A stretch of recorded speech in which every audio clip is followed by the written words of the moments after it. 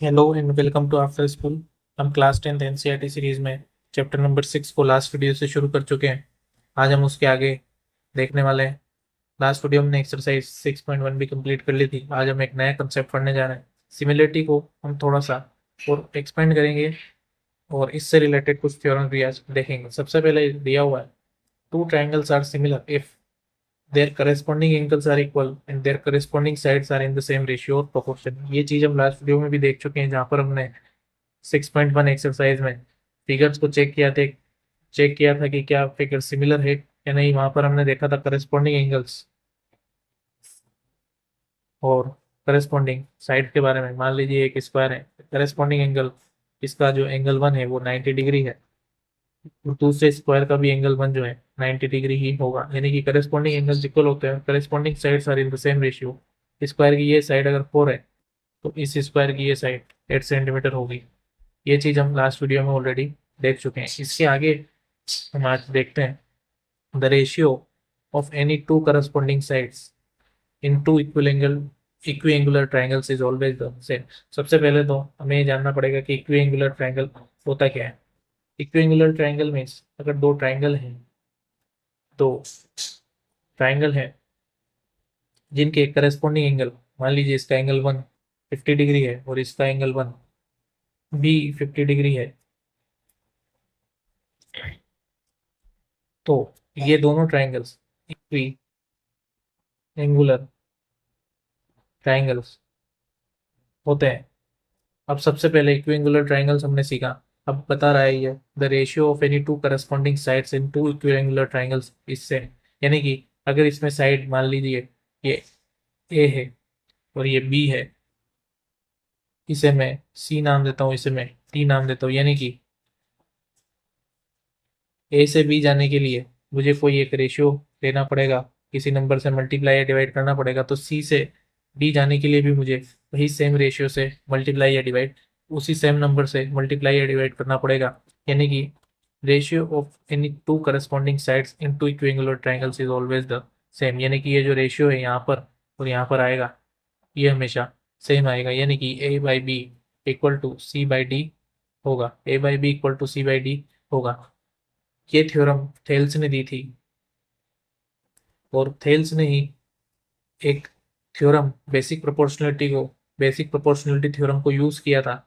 इस कारण से बेसिक प्रोपोर्शनलिटी थ्योरम को भी थेल्स थ्योरम कहते हैं। बेसिक प्रोपोर्शनलिटी थ्योरम से ही ये थ्योरम जिसमें करस्पॉन्डिंग एंगल अगर सेम है तो उसकी साइड्स का रेशियो सेम आएगा। ये थेल्स ने दिया था। अब हम बेसिक प्रोपोर्शनलिटी थ्योरम, जो इस चैप्टर में सबसे इंपॉर्टेंट थ्योरम है, उसे हम देखते हैं। थ्योरम 6.1, इसे हम बेसिक प्रोपोर्शनलिटी थ्योरम या शॉर्ट में बी पी टी भी कह सकते हैं, basic proportionality theorem. If a line is drawn parallel to one side of triangle to intersect the other two sides in a distinct point, the other two sides are divided in the same ratio। मान लीजिए एक triangle है A B और सी। अगर एक line parallel draw की जाती है to one side of triangle to intersect the other two sides in a distinct point, मान लीजिए बीसी के पैरेलल में एक लाइन ड्रॉ कर देता हूँ जिसका नाम डीई है। बीसी के पैरेलल मैंने एक लाइन ड्रॉ की जिसका नाम डीई है, तो वो अदर टू साइड्स को कुछ डिस्टिंक्ट पॉइंट पर काटेगी। मान लीजिए उसको डी और ई पर ये लाइन काट रही है, ए बी और ए सी को रेस्पेक्टिवली, तो other two sides are divided in the same ratio. तो जो दोनों साइड्स हैं ए बी और ए सी वो सेम रेशियो में डिवाइड होती है। अब एक और बार देखते हैं, जो अगर बी सी के पैरेलल एक डी ई मैंने लाइन खींची है, तो डी ई ए बी और ए सी को सेम रेशियो में डिवाइड करेगी। ए डी यानी कि ए डी और बी डी का रेशियो, ए डी और बी डी का रेशियो इक्वल आएगा ए ई और ई सी के रेशियो की, इक्वल आएगा ए ई और ई सी के रेशियो में। शर्त ये होनी चाहिए कि जो हमने टी ई खींचा है वो पैरेलल होगा बी सी के। अब ये थ्योरम कैसे है, हमें इसे प्रूव करना आना चाहिए, क्योंकि एग्जाम में डायरेक्टली कभी बेसिक प्रोपोर्शनलिटी थ्योरम का प्रूफ भी पूछा जा सकता है। हमें ये रिजल्ट लेके आना है। रिजल्ट आया कैसे, हम ये चेक करते हैं। मान लीजिए हमारे पास में यही फिगर यहाँ दिया हुआ है। मान लीजिए मैंने डी ई पैरेलल खींचा है बीसी के, और अब मैं एक कंस्ट्रक्शन यहाँ पर कर रहा हूँ ई एन, जो कि 90 डिग्री यानी कि परपेंडिकुलर है ऑन ए बी, यानी कि ए बी पर परपेंडिकुलर मैंने खींचा है ई एन। जो परपेंडिकुलर ए बी पर है वही परपेंडिकुलर ए डी के लिए भी कहा जा सकता है, वही परपेंडिकुलर ए डी के लिए भी कहा जा सकता है। मैंने परपेंडिकुलर खींचा एन ई, यानी कि मैं कह सकता हूँ N E is perpendicular on A B. Similarly इधर भी एक परपेंडिकुलर खींचा हुआ है एम डी। एम डी जो है ए सी पर एक परपेंडिकुलर है, एम डी जो है परपेंडिकुलर ऑन ए सी। अगर ये ए सी पे परपेंडिकुलर है तो ये ई पर भी परपेंडिकुलर होगा। अभी के लिए हमने ये कंस्ट्रक्शन किया है। अब इस कंस्ट्रक्शन करने के बाद में हम कुछ एरियाज लिखते हैं। सबसे पहले मैं लिखूंगा area, area of triangle A D और ई, ए डी और ई। जो ऊपर वाला ट्राइंगल है मैं इसका एरिया लिखता हूँ। एरिया होता है एरिया ऑफ ए डी, इसे हम शॉर्ट में एरिया ए डी इस तरह से लिखेंगे। एरिया ऑफ ए डी क्या होगा, 1/2 into base into height, base into height into 1/2। ये फॉर्मूला राइट एंगल ट्राइंगल का होता है। और चूंकि हमने यहाँ पर बेस पर एक परपेंडिकुलर खींचा है तो ये एक राइट एंगल ट्राइंगल हमें यहाँ पर दिख रहा है। इसलिए हम बेस को अगर 90 डिग्री पर मान रहे हैं तो हम डायरेक्टली फॉर्मूला यूज कर सकते हैं। तो 1/2 बेस क्या होगा, base will be A D. Base क्या होगा, ए डी। ए डी जो है इसका बेस होगा। अगर बेस ए डी है तो हाइट क्या होगी, हाइट होगी जो परपेंडिकुलर की हाइट है यानी कि ई एन, परपेंडिकुलर की हाइट होगी ई एन। मैं इसे क्वेश्चन 1 नाम देता हूँ। सिमिलरली मैं लिखता हूँ area of B D E, B D और ई। मैं इसका एरिया लिखता हूँ पी डी और ई। अब इस ट्राइंगल को हम देखें तो हमें इसका बेस तो दिख रहा है बी डी, लेकिन इसकी हाइट हमें नहीं दिख रही है। मैं इस ट्राइंगल को अलग से बना के दिखाता हूँ, बी डी ई को मैं अलग से बनाकर दिखाता हूँ। ये ट्राइंगल कुछ इस तरह का बना हुआ है बी डी और ई। अगर मैं इस ट्राइंगल को और इजी शेप में बनाऊं तो ये ट्राइंगल कुछ इस तरह का बना हुआ है बी डी और ई। इस ट्राइंगल बी डी ई के लिए अगर मैं थोड़ा सा कंस्ट्रक्शन करके एक लाइन खींचूं तो वो इसकी परपेंडिकुलर होगी। क्योंकि हमें यहाँ पर डायरेक्टली परपेंडिकुलर नहीं मिल रहा है, मुझे इस ट्राइंगल को बी से आगे बढ़ाकर एक परपेंडिकुलर खींचनी पड़ेगी। बी से आगे बढ़ाकर एक परपेंडिकुलर खींचनी पड़ेगी। यहाँ पर मैं इसे डी से आगे बढ़ाता हूँ और एक परपेंडिकुलर खींचता हूँ जो ई से मिलेगी, तो वह इसकी हाइट हो जाएगी। और ये पॉइंट ऑलरेडी मैं मार्क कर चुका हूँ, वो है एन। यानी कि एन जो है वहां से मैंने जो परपेंडिकुलर ई पर खींची खींची थी वह बी एन पर भी परपेंडिकुलर है। यानी कि बी डी ई के एरिया में जो बेस होगा वो बी डी होगा, लेकिन जो हाइट होगी वो एन ई होगी। हाइट होगी जो एन ई होगी। यानी कि मैं इसे वापस से लिखता हूँ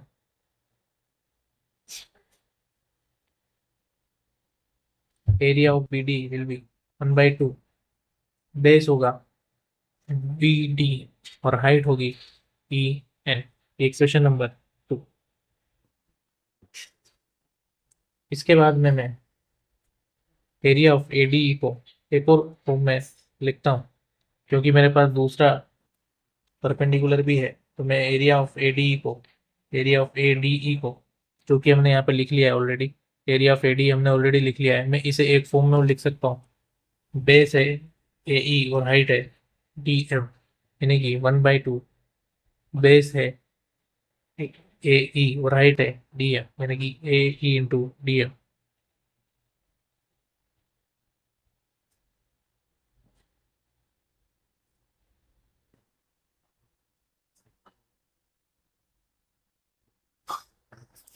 इसे इक्वेशन नंबर 3 नाम देते हैं। हमने पहले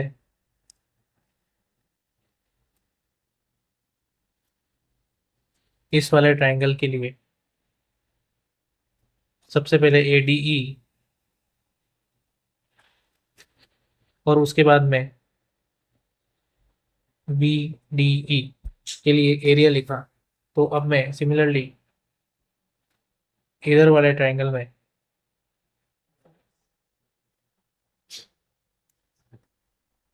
ADE की वैल्यू लिख चुका हूँ, ADE की वैल्यू लिख चुका हूँ।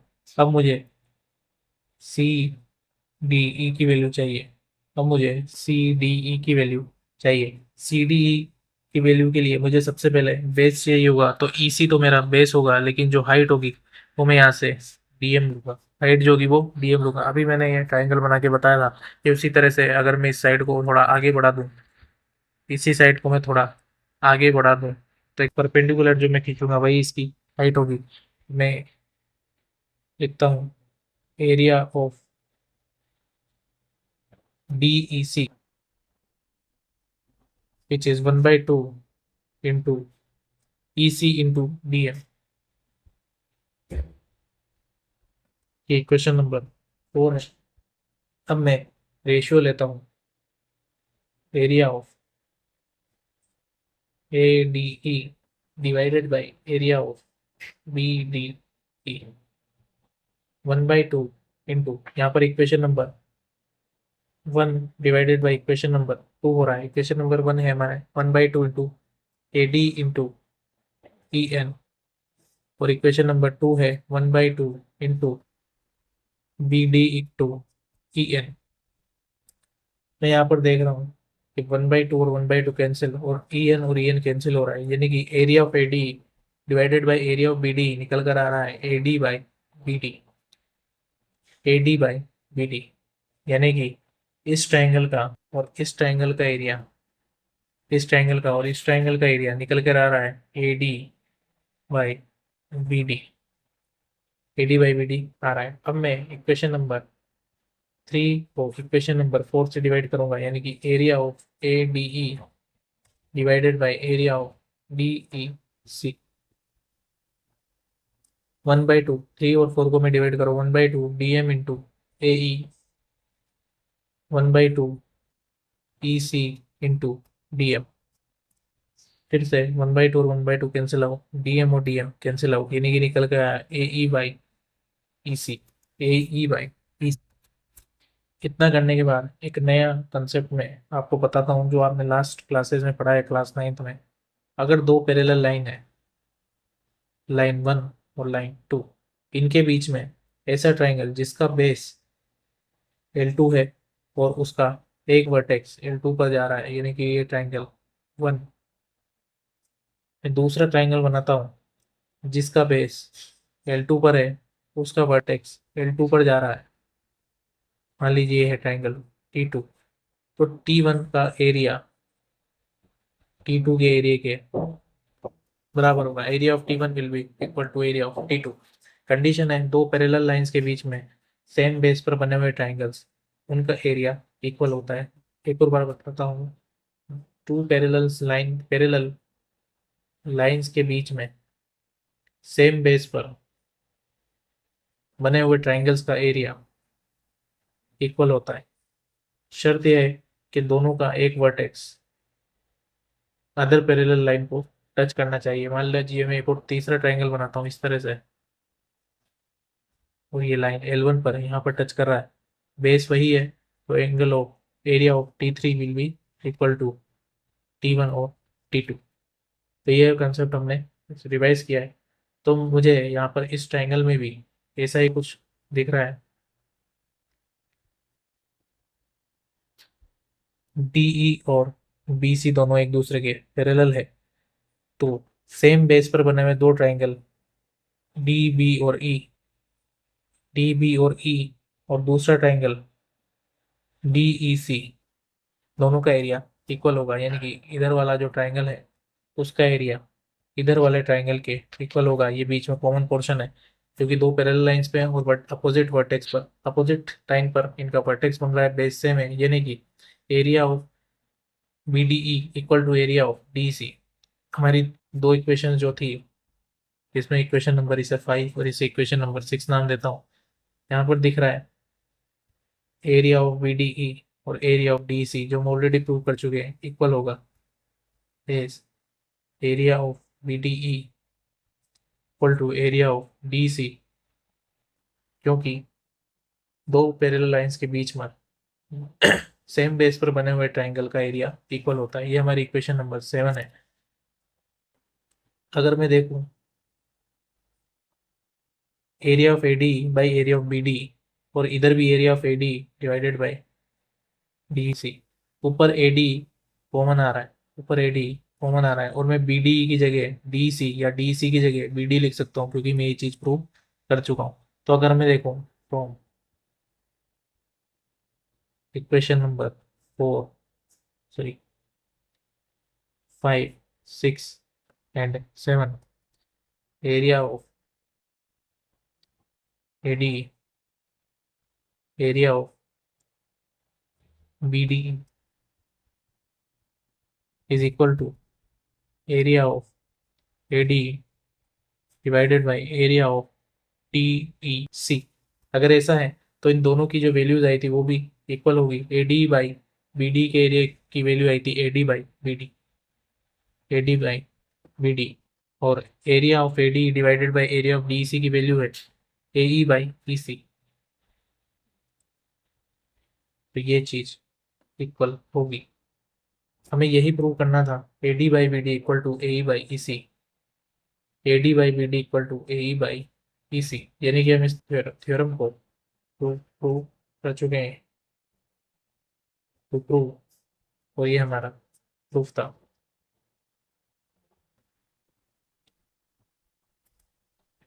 तो इस तो इस थ्योरम का कंक्लूजन ये निकला कि अगर कोई लाइन ड्रॉ की जाती है पैरेलल टू द बेस, या किसी भी लाइन से अगर पैरेलल एक लाइन ड्रॉ की जाती है, तो अदर साइड वो एक सेम रेशियो में डिवाइड करती है। हमने प्रूव कर दिया A D by B D equal to A E by E C. हम इसके आगे थ्योरम नंबर 2 और कुछ एग्जांपल्स अगले वीडियोस से करेंगे। इस लेक्चर में इतना ही। आगे के वीडियोस देखने के लिए चैनल को सब्सक्राइब जरूर करें। Thank you.